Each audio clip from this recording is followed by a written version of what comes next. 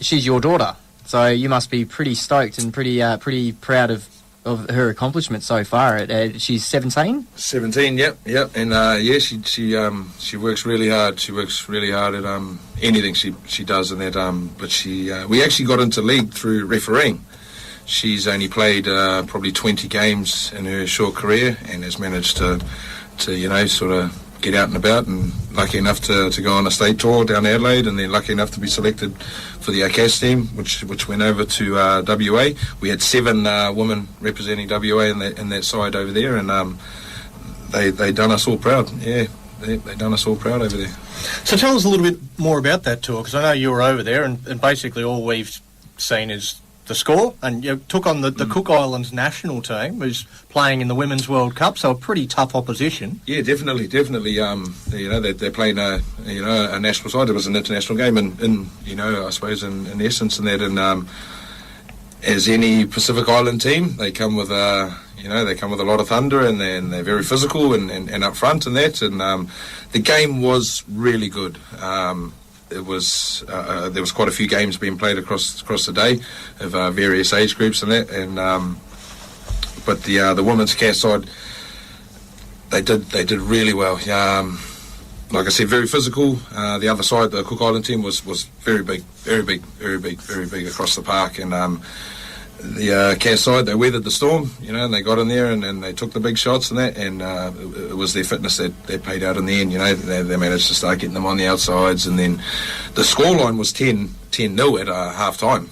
So they really ran away with it in the second half. Yeah, and that's what I mean. It took about 10 minutes in, and then they started to the fitness started to kick on and that, and they started to beat them on the outsides and things. But look, with all of that, the pathways that are available for a woman now are brilliant. It's on par with our young boys and men. Yeah. Just a question from left field: how does the game match up as far as you were saying, the physical side of things from the Cook Islands side of things? Are you finding that's the women's side? Yourself, Donnie, watching both. How many games you go across in your game? Is it all just speed, technique, and just smart passing? Just the skill with the ball versus the actual physical strength of the people on the park? Yeah, you bang on there, eh? That's the driving force. Is how quick are you with your feet? Because you see it. Yep. You got to be slick. Yeah, that's it. Some teams you see, they do have they want to go the physical presence and intimidate, but I don't think whether or not that works. Look, it's a hard game to play. It's very taxing on your energy levels and that, because you're trying to get up, you're trying to intimidate, You're trying to always be on the advantage line and things like that, and it can wear you down if you don't have that fitness behind you. But like you brought up, you can't take away skill sets. Your catch and pass are just as important as your tackling. If you can't distribute the ball across, you throw that ball 5 metres behind the person versus 5 metres in front, or they get it flat out. Yep. It makes all the difference. You can run a move, and if you don't do it right, it ain't going to work. It's easy. Everything has to be done. It's all about timing. Yeah. That's right. And timing is everything, regardless of what sport you play. I think but.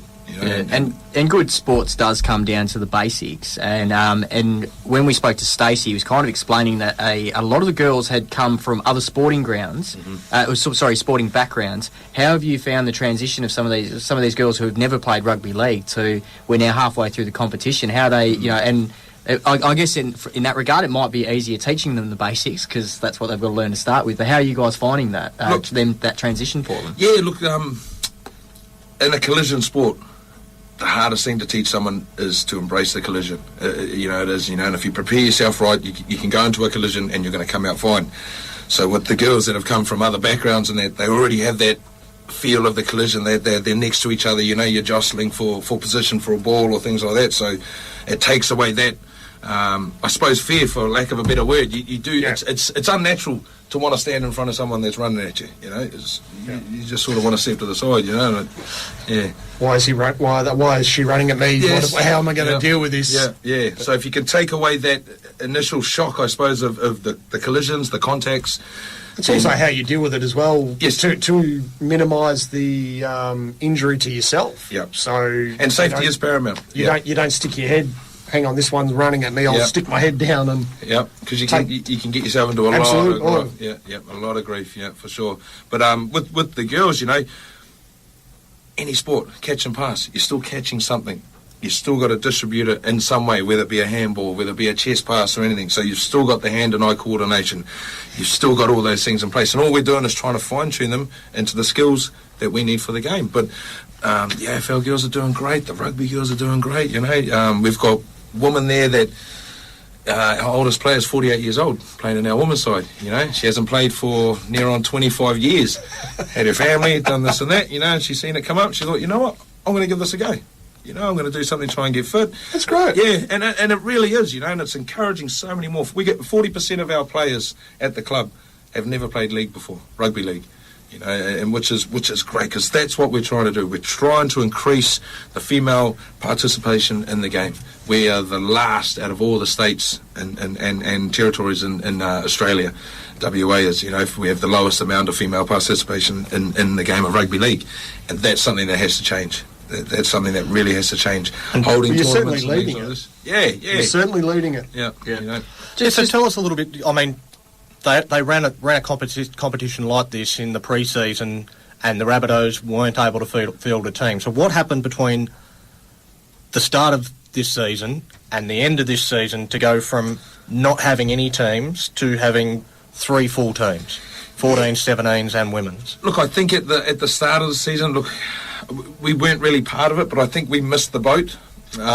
Like any sport, you have to make sure you have your players first before. So we sort of missed the boat there, and there were enough of our younger girls around, but we didn't really push the contact with the women. We were looking more to try and push it with the league tag and things like that, and I think we did miss the boat, you know, which was probably a bad thing on our behalf and that, but we did have a lot of our girls that went and played for other clubs, our younger girls and things like that, and I think that's what you know, because yes, we weren't playing for Ellenbrook, but we were still amongst it all. And when you're going down there on the Friday nights and you're watching the games, it was a brilliant way to finish off the week.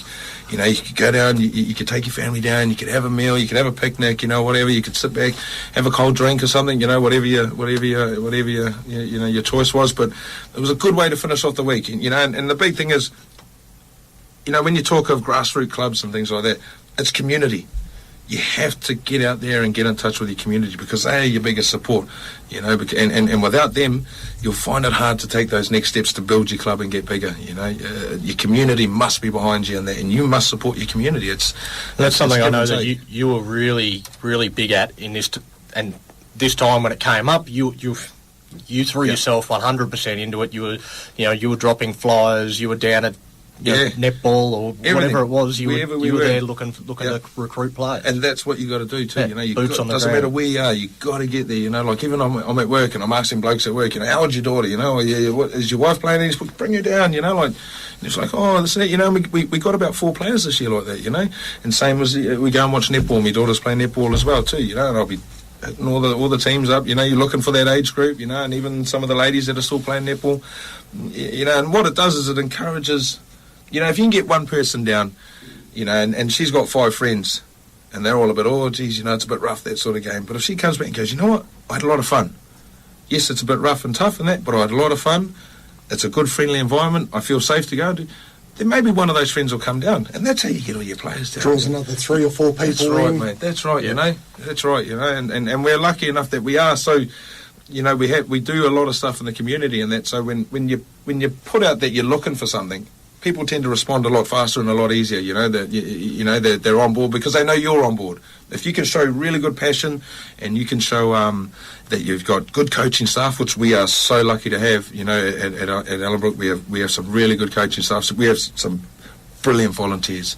Yeah. Clubs are nothing without the volunteers, you know, and we are so lucky. We're supported by our executive committee, you know, which you can't beat, you know. So there's support everywhere, and there's so many people that are willing to put their hands up, you know, and come down and help out, you know.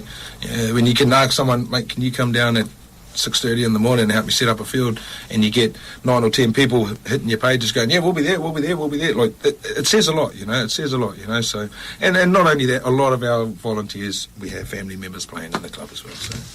That's what it's all about. But yeah, you got to get down. You got to get into it. It's the only way it's going to happen. So I suppose another thing obviously this is the off season for rugby league. So next year they're looking at running the tackle comps alongside the other comps. Correct. Now, with having a lot of players that have come from other competitions that are also in their off season, is there going to be an issue with retaining these players as part of the rugby league setup, or are they going to go back to their normal sports? Or so NRL's done a bit of homework on this. So we had a meeting on Wednesday, and what they've found is that Friday nights for the women's will suit. So they'll play with our under-18s and our under-16 boys, and they'll have a Friday night competition. Saturdays will still be our seniors from and the women's league tag, and then Sundays will be our juniors.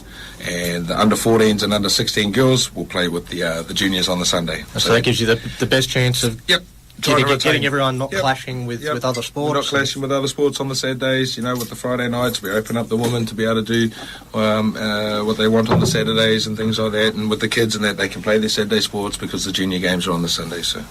But it's a very smart way to deal with it as well, where you're not necessarily, you are competing, but you're also not competing. You're doing the best way to retain your players. Yep. Just now, I've obviously played footy, and we always have a couple of rugby guys that come down and have a run with us and play footy, and it's never long before one of them throws the ball.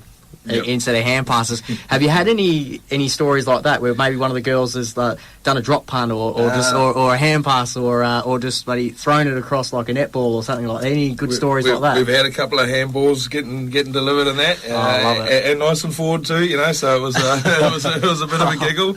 Can you do that? No. You can't hand pass. You can hand pass. You can't hand pass forward. No, I understand that, but if you hand passed it backwards and it travelled backwards, that's fine. Happy days. Yeah, they're happy days.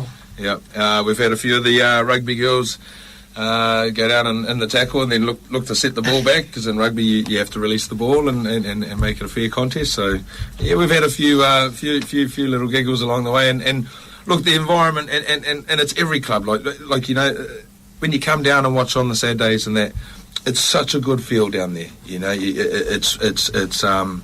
It's very friendly. Everyone's there to help. Yes, we're out there and we're going hammer and tongs on the field and that, but when it comes to safety of others and all the kids running around and the likes of that, because when you got women playing women's sports, well, the families come with them, and that's a big part of it too. So people are it's friendly. People are looking out for each other. You're having a laugh. Yes, you're in the, you're going for it on the field and that, but you're having a laugh. There's no malice. Which is really nice, and it does encourage those players that haven't played the game before to come along. It is a fun series. That's what it's designed to do. From this series, obviously, yes, we want to roll into a full competition. For next year, and again with NRL, they've been smart about their stuff, and if you're registered to play in this end of season comp, it registers you to play into next season's comp, so you don't have to re-register, you don't have to go through all the rigmarole of those sort of things. You're keeping it simple.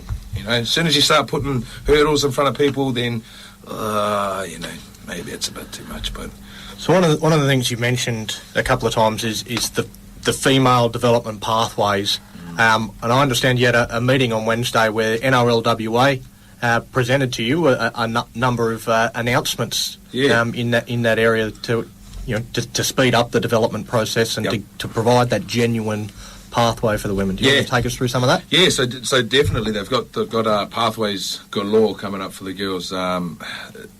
They're looking at having a Pirates under-14s academy squad to help develop the skills and that of the young girls coming into the competition. They want to have an under-16s development squad, very similar to the Pirate squad that they have at the same age group, and same as an under-18s. Now over east there's a competition running, the Tasha Gale, which is very similar to our SG Ball, which our Pirates take part in. New South Wales competition. Yep. And obviously they have I think it's nine teams they have there already, and they're looking at in the future having after going through a bit of development and selecting a team, they'll look at sending these girls to play some footy over east and that, and get that sort of exposure. When we were over there for the Cash tournament, and I spoke to you about that, we did get to have a look at a lot of the the 16s and 18-year-old girls that were playing over there, and quite quite proudly too, I say our girls here are of the same, if not sneaking them out.